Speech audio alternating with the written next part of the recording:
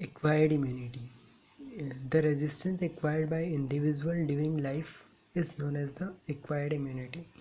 जो resistance life during life acquired किया जाता है इंडिविजुअल के द्वारा, उसको एक्वायर्ड इम्यूनिटी कहा जाता है।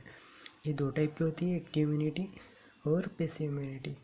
एक्टिव इम्यूनिटी भी दो टाइप की होती है, नेचुरल और आर्टिफिशियल। नेचुरल मतलब कि क्लिनिकल सब क्लिनिकल इन्फेक्शन से एक्वायर्ड हुई है, और आर्टिफिशियल मतलब कि इंड्यूस बाय वैक्सीनेशन के द्वारा इंड्यूस हुई है, तो उसको आर्टिफिशियल बोला जाता है। और नेचुरल मतलब नेचुरली क्लिनिकल या सब क्लिनिकल इन्फेक्शन के द्वारा। अब जो एक्यूट इम्यूनिटी है वो क्या है? Is the resistance develop by the individual as a result of contact with an antigen. जब भी कोई इंडिविजुअल किसी एंटीजन के कॉन्टैक्ट में आता है तो उसके द्वारा उसमें जो रेजिस्टेंस डेवलप होता है उसे एक्टिव इम्यूनिटी कहा जाता है। दिस कॉन्टैक्ट में be seen in the form of natural infection और बाय द वैक्सीनेशन, जैसा कि हमने देखा नेचुरल और आर्टिफिशियल में।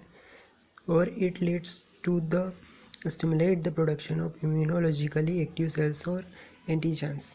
मतलब इसमें क्या होगा कि इम्यूनोलॉजिकली एक्टिव सेल्स और जो एंटीबॉडीज़ होती है, तो यहाँ पे स्टिमुलेट हो रहा है प्रोडक्शन किसका? इम्यूनोलॉजिकली एक्टिव सेल्स और एंटीबॉडीज़ का। एक्टिव इम्यूनिटी जो है वो डेवलप होती है आफ्टर अ लेटेंट पीरियड के बाद डेवलप होती है। Active immunity develop after a latent period which is required for immune system to act, but once develop the active immunity is long lasting. मतलब इसे लेटेंट पीरियड की ज़रूरत होती है एक्टिव होने के लिए, लेकिन जब ये डेवलप हो जाता है तो उसके बाद ये लॉन्ग लास्टिंग रहती है, लंबे समय तक रहती है। इसकी मैकेनिज़्म की बात करें तो ह्यूमरल इम्यूनिटी जो है और सेल मीडिएटेड, तो humoral it is antibody mediated, इसमें एंटीबॉडी मीडिएटेड इम्यूनिटी रहेगी। It depend on the synthesis of antibody by the plasma cells. यहाँ पे एंटीबॉडी प्रोडक्शन होगा प्लाज्मा सेल्स के द्वारा। These cell produce specific circulating antibody. जो plasma cell है वो स्पेसिफिक सर्कुलेटिंग एंटीबॉडी प्रोड्यूस करेगी, which combine specially with antigen, जो कि एंटीजन से कंबाइन होगी। एंड मॉडिफाइड एयर एक्टिविटी, जो एंटीजन की एक्टिविटी उसको प्रभावित करेगी ये प्लाज्मा सेल्स द्वारा बनी हुई एंटीबॉडी। दिस मॉडिफाइड एक्टिविटी में be in the form of lysis of the antigen, मतलब एंटीजन का लाइसिस कर सकती है। दे आर टॉक्सिन्स में भी न्यूट्रलाइज, उसका टॉक्सिन्स को न्यूट्रलाइज किया जा सकता है इसमें एंटीबॉडी के द्वारा। इन the form of removed of antigen by the phagocytosis, या फेगोसाइटोसिस की रिएक्शन भी हो सकती है। फिर सेल मीडिएटेड इम्यूनिटी जो है, अभी हमने ह्यूमरल इम्यूनिटी पढ़ी, इसके बाद cell mediated.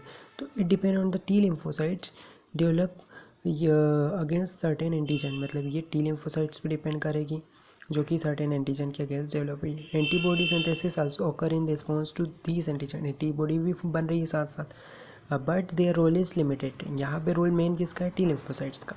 The cell mediate immunity by the sensitised T lymphocyte, जो टी लिम्फोसाइट्स है वो सेंसिटाइज हो चुकी है उस एंटीजन के प्रति, ये इंपॉर्टेंट है इस बार।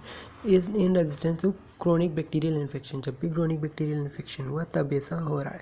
तो in this chronic infection organism जो है can multiply and survive in phagocytosome, जो ऑर्गेनिज्म था वो मल्टीप्लाई कर जाता है, सर्वाइव कर लेता है फेगोसाइटोसोम्स के अंदर। दैट इज़ इंट्रासेलुलर पैरासाइटिज्म, मतलब ट्यूबरकुलोसिस, लेप्रोसी। इसमें क्या होता है कि जो फेगोसाइटोसिस के द्वारा वो आसानी से नहीं मरता, इसलिए इसके प्रति टी लिम्फोसाइट्स एंटी वर्क करेगी। और वायरल इन्फेक्शन जैसे कि हर्पीस सिम्प्लेक्स में भी ऐसा होता है। इसके टाइप्स की बात करें तो natural active immunity, artificial active immunity. तो नेचुरल जो एक्टिव इम्यूनिटी है वो it is acquired by natural सब क्लिनिकल और क्लिनिकल इन्फेक्शन। नेचुरली क्लिनिकल या सब क्लिनिकल इन्फेक्शन के द्वारा नेचुरली होती है। सच इम्यूनिटी इज़ लॉन्ग लास्टिंग रहती है। पर्सन जो है recovering from small pox infection develop naturally, वही नेचुरली रिकवर हो जाता है स्मॉल पॉक्स से। आर्टिफिशियल एक्टिव इम्यूनिटी ये प्रोड्यूस की जब होती है वैक्सीनेशन के द्वारा। The vaccine are prepared from the live attenuate, vaccine live attenuated भी हो सकती है, या किल्ड माइक्रो ऑर्गेनिज्म के द्वारा भी बनाई जा सकती है, या उनके एंटीजन्स या टॉक्सोइड से भी बनाई जा सकती है।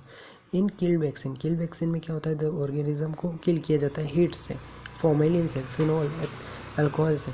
दे these are preserved in phenol, इसको फिनॉल में प्रिजर्व किया जाता है। An methylated and alcohol toxoids ये सब में प्रिजर्व किया जाता है। टॉक्सोइड जो है वो कैसे बनाए जाते हैं? Bacterial exotoxins inactivated by formalin. वही कि टॉक्सोइड को बनाने के लिए हम बैक्टीरियल एक्सोटॉक्सिन्स को इनएक्टिवेट करते हैं बाय फॉर्मेलिन के द्वारा और बाय एलम के द्वारा, ठीक है।